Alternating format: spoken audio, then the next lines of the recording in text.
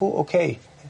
They got 2 A-list actors with you. This is just your shot. They just do you on a thing to, I don't know, something. Just some people got feelings. Just want to do something nice sometimes, but you're there. 2 A-list actors, and they both come in and just pitch the performance. They didn't even really try hard, but this your moment. So all that has to be doom, and that's how.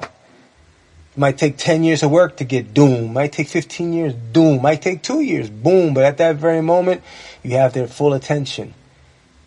Even if you don't get the audition, they're like, wow, I wasn't expecting that. Let's bring them back, But it can't be you forgot your lines.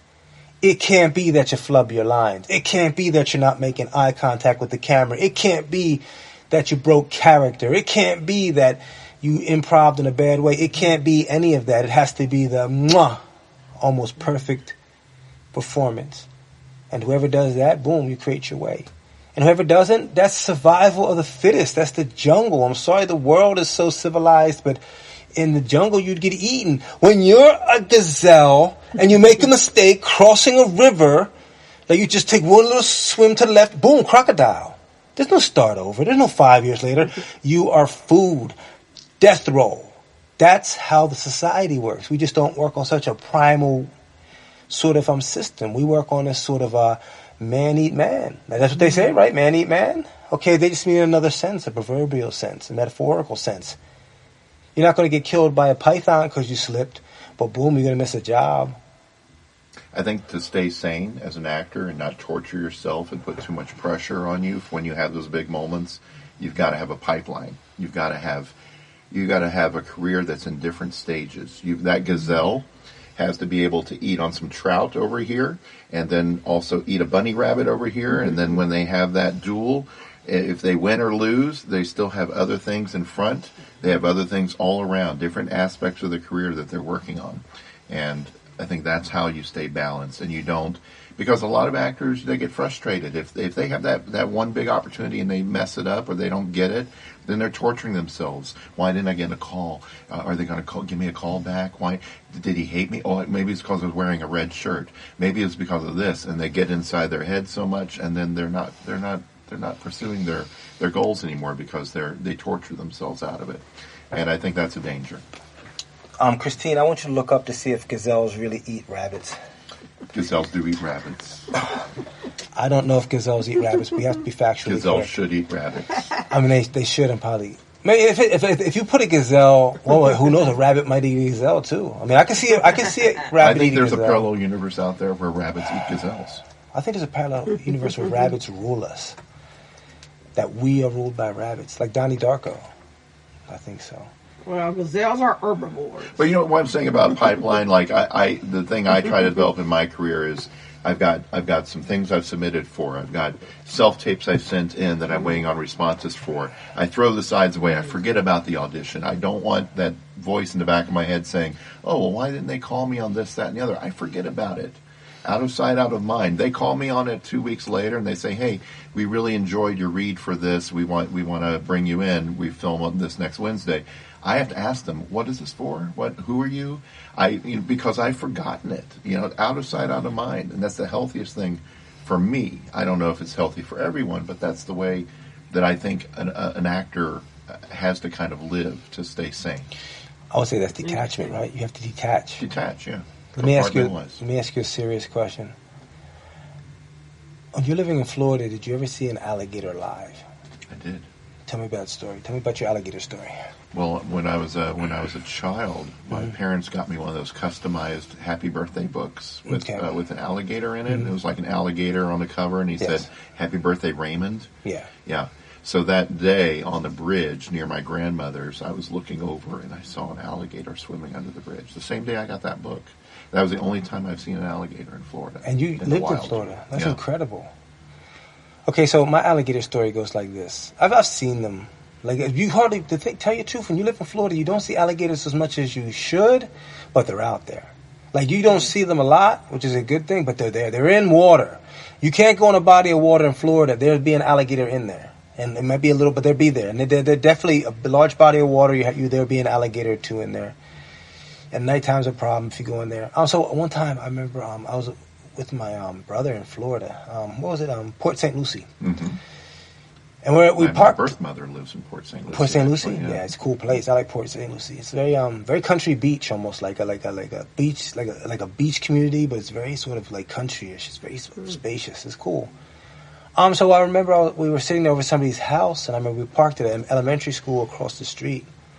So I remember I was with this guy, Sydney, and I think Ralph or Jeremy. I don't know, Ralph or Jeremy. And we were at this house, and there were the girls there and everything.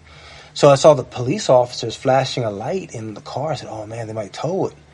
So we run across, and so I remember there's a canal, and my friends jumped. So I heard splash, splash, splash, and I heard a third splash. So a third splash. So I made sure to find a walkway. Friends, 3 splashes. Yes, I found a walkway. I made sure to find a walkway. It was like this big. I found I was tiptoeing across the. It was kind of like, man, that's a gator or something. Probably a gator. Gator or bullfrog, but I'm not. Yeah, they started screaming. Ah! That's when I knew it was bad. So we got to the car. The police officers, we're young kids in our 20s, man. So it was just like, just we don't know what we were doing. Parked in the wrong space. Police officers come over, got to straighten out. Just young kids. I know when I work with kids, being a teacher, as a teacher, that at a certain age, kids are just kids, and you just got to straighten them out. And even into their 20s, you just got to straighten them out. There's nothing bad, malicious. You just got to straighten them out. They need to be straightened out. And when I say straightened out, I don't mean in a bad way or condescending way. I mean they don't know what they're not supposed to do and what they're supposed to do. So you got to, boom, you're not supposed to park at a school. This time at night, it's going to bring our attention. It makes no sense. To a kid, it's a parking spot. To a police officer, it's like a possible robbery felony. You shoot you fall into a canal, and your body will keep you by an alligator. Hopefully not. Ray, okay, so I'm Ray. I lost 2 dogs to boa constrictors. That's another Florida animal. Have you seen about boas? Those. Then my parents lied to me. They said, "Oh, your dog ran off," and I put posters up and flyers for a week. Wow. But I find out later in life, when they're elderly and I'm an adult, that they were both killed by these boa constrictor snakes that lived in the canal behind our house in Green Acres, Florida. Oh wow. It's. That's horrible. Boas are a big issue in Florida. So they would come into the yard and just kill your dog? Or not boa. Did I say boa constrictor? I mean water moccasins. Water moccasins. Poisonous. Yeah. Not boa constrictor, but water moccasins. Yeah, that makes sense because the water moccasin is almost like a water rattlesnake. It bites you. That poison kills you.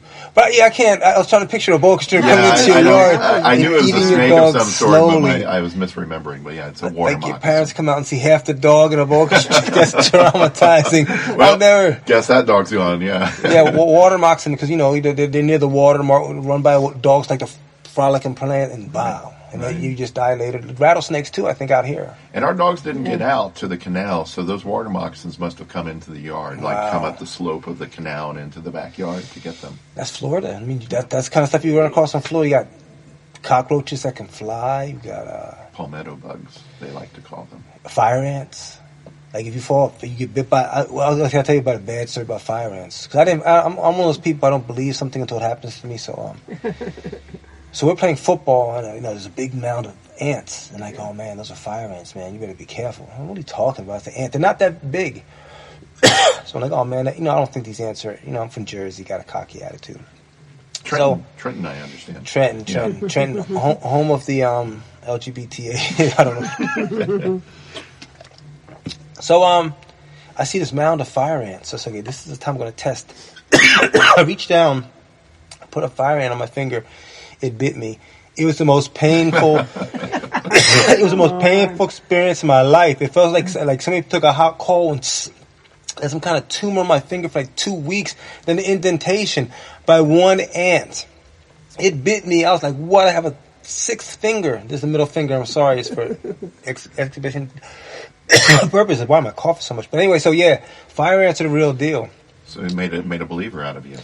Alligators, you got and just people who are insane. Speaking of Disney World, I remember when I was down in Florida, they stopped these high school kids who actually got dressed in Disney character outfits, and they were going to go in Disney World and start shooting people up, and they actually stopped it from happening before it happened. It was in the process of happening, and they stopped it. So that's what people in Florida think about doing, and they sit there like, "Man, what do you want to do today?" "Oh man, you still got that Mickey Mouse mask?" "Yeah." "I'm really mad. really mad, goofy. And then you enact some kind of horrible thing, but the feminization of men. Florida embarrasses me a little bit. I mean, as soon as I moved here from Florida, that's when we had the election with the dangling chads. Yeah. And all of a sudden Florida started, I mean, it just went downhill from there. It's like Florida was like, I never realized while living in Florida how Florida was the butt of a lot of jokes. But being in California, it gave me a new perspective. I'm from New Jersey. We make butts of other states, but have no reason to do that. Like, we do stuff. It's like when a short person laughs at a tall person for missing a dunk. That's what New Jersey is. New Jersey is a state that talks a lot about people, but then you're like, wow, really, New Jersey? You're saying something? So, like, Florida was paradise to me. I love Florida, and I'm even saying it wrong, but that's how we say it in New Jersey. We say every state wrong. So Florida was awesome to me. I loved it. It just got too slow.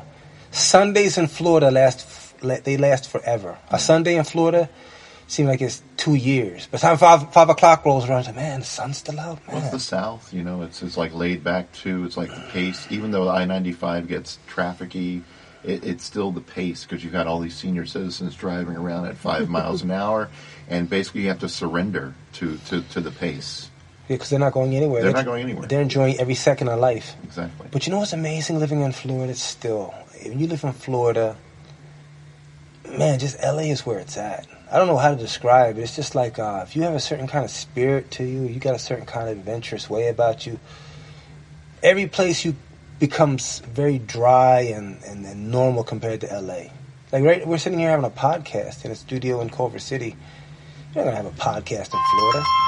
Strangely, we had Florida weather outside because as I was walking in, what was it, 3, 4 o'clock, it started raining. That's a Florida day for you. Yeah, we're supposed to be a storm happening. Yeah. But, I guess it's delayed. It's supposed to have occurred yesterday. Just so much stuff is going on. It's just really... You come in here like something's always going on. There's always something to do. It's hard to live, but man, just Florida. There's only so much you're going to do. There's no mountains. They have hills. There's no mountains. Well, there's no cool stuff. I mean, there's a beach. There's tanning. It's extreme heat. It's a pretty state. It's very pretty. You got the sun out. When you come from a state like New Jersey where it's gloomy for about 3/4 of the year, come to so there's one thing about Florida people don't know, and I'll say this because it surprised me. And this is where you sort of got the ebb in paradise. That's my quotation, made it myself. Every afternoon in Florida will be the most horrendous thunderstorm you've seen in your life. The most darkest... If it happened in any other state... Like a monsoon, like Hawaii. Yeah. If a Florida thunderstorm came to California, you think it's the end of the world. The sky, number one, is sunny. The next thing you know, it starts to get a little overcast. Boom, then the sky turns bright black. Not dark, black. Bright black. Ominous, and you're like, what the hell just happened? This happens within 30 seconds, and then you're like, oh, what the heck? Then, and you just see this lightning strike that just seems like it's cutting through your car. Like, what the heck is this? And Florida is the lightning capital of the world. I mean, you're going to get hit by lightning. You think you've got hit by lightning. Of course you haven't, but it's so bright, and the thunder just shakes your car, and then the rain just comes, and the rain falls so hard, it's just... And you can't see. You have to pull to the side of the road. Matter of fact, if you're walking, wherever you're at for the next 20 minutes, they're going to be your best friends because you're not going anywhere. You can't escape people. Hey, how you doing? No, you're not even going to try it. Even if you hate the person, like, man, stop talking to me. But you're not going to try the rain because that rain is just like water punching you, like and it's, you get wet. But it's a warm wet. There were times I would walk through Florida rain and enjoy it because it's like a sauna because you got the heat of the tropics and the water hitting you at the same time. When I moved from Orlando, which is Orange County, Florida, to Huntington Beach, which is Orange County, California, it was very surreal turning on the TV news. It was like, OC alert, water from the sky. What can it mean? It was like, it was rain. It was a rainy day in California. Hydroslide. This is what to do. This is what it means, But it was so surreal because it's like, you're blasé because you're from Florida. It's like, rain every day. And then here it was like once a year or something, It's quite unusual. It's an interesting state. I liked it. I still got love for Florida. What about the nightlife? That's what everyone talks about. The nightlife in Florida or California? In Florida. Well, Miami, I guess. Oh, well, that's a modeling. The bustling, the restaurants, and Florida nightlife. Man, you might have a good club in the city you're in. Miami's a whole different animal. Miami's like New York. They're outliers. Florida's not a place for you to go have fun. Okay. Florida will have it's like a TGI Fridays would be the place to be. Or you see a club in that particular ethnic group. They got a country bar. You have a black club. You have a Latino club. RJ Gators was one of the little common franchise pubs like you could go to and have a karaoke night. But yeah, it's not unless you wanted to shoot up cocaine and go to some Nouveau Club in Boca or something. The rich people club. Kind of a slow pace. Yeah. Very slow. I mean, like I said, at night there was nothing to do. I mean, that's it. That's why people down Florida are so crazy, because they're sitting there like, man, I'm so bored. What am I going to do tomorrow? Disney World really pissing me off. Oh, me too. Wet and Wild got me crazy. Yeah, you're back at Disney. I said feminization, being feminized. They had something on, Spectrum News about Disney. It's really like diversifying. The vendors that they have at Disney for so long, so many people of color couldn't get in. Now, all kinds of vendors are coming, different people of color, so that's great. They're trying to be more diverse. I guess anyone can give away chestnuts. It really doesn't matter where you come from in the world. Everyone has an equal ability to give away chestnuts. Nobody's giving any chestnuts. I'm not even taking the chestnuts. If somebody offered me chestnuts, I'd be like, take those chestnuts away from me. How are we doing on time? 6:20. 6:20 now. I added some. You did? Mm-hmm. So what time are we going to? Till 7. Okay, cool. So, really 6:45. What do you want to talk about now? Well, here's what we're going to talk about, Ray Buffer. We're going to talk about what is the style of acting that you sort of, what was this, the Meisner? Yeah, Stanislavski. Stanislavski. I think I like the method because, all right, let me put it this way. As a writer, you're a writer, right? Yeah. So, do you believe that a writer